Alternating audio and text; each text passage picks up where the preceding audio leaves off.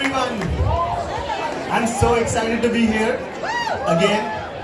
You know, I love doing stand-up because I get to travel a lot. I mean, mostly to the city, about once a year. I'll tell you about myself. I grew up in India. That's where I got this accent. For subtitles in English, press here.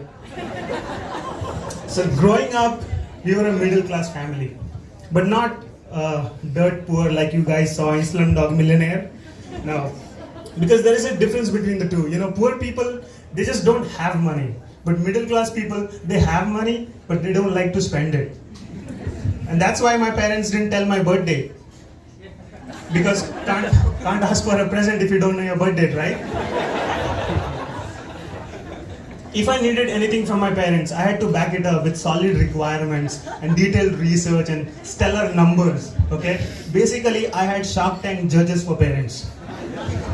This one time I went to them and I was like, hello sharks. I'm looking for a new bike, which I'm gonna use to go to school. And in exchange, my dad said like, oh, I'm gonna have to stop you right there.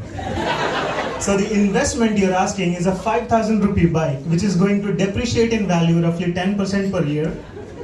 And your numbers, they don't look good either. You have net zero income and below average grades. I don't see either of those improving in the near future, and for those reasons, I'm out. And you know the most tragic part of this story is, my dad actually owned a bike shop. I did get the bike though, after working in the shop for 2 full years. I know what you guys are thinking, this is child labor. But my parents said, well, technically this would be child labor if you got paid for it. Actually, it's your birthday today. Happy birthday, take this bike. They wanted me to think like I had won some kind of lottery that day. The only lottery I ever participated in was for the US visa, or as I like to call it, so you think you can immigrate. But you know what guys, visa interviews are extremely stressful.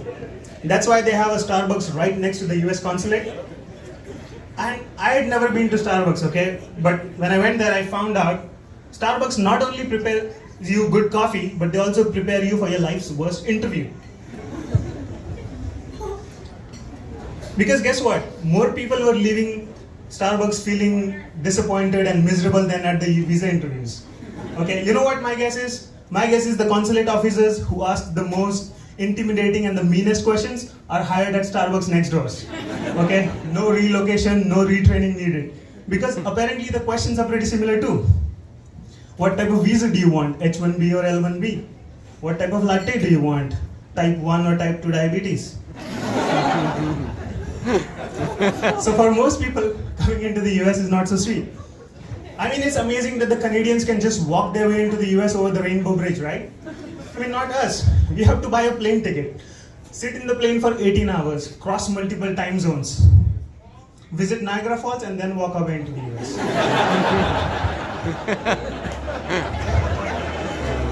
So finally, here I am, the Christopher Columbus of my family, the first person to come to America. On my first day here, my friend asked me if I wanted to go to Starbucks.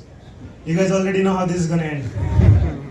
I said, well, what you're asking is, I drive a couple miles in this bone-chilling cold to buy myself an oversized sugary latte, which I'm gonna have to tell them exactly how to prepare, which they are going to hand it to me in a cup with my name completely butchered. I don't see myself paying for this by selling my organs in a garage sale in the near future, and for those reasons, I'm out. Thank you guys, you have been amazing.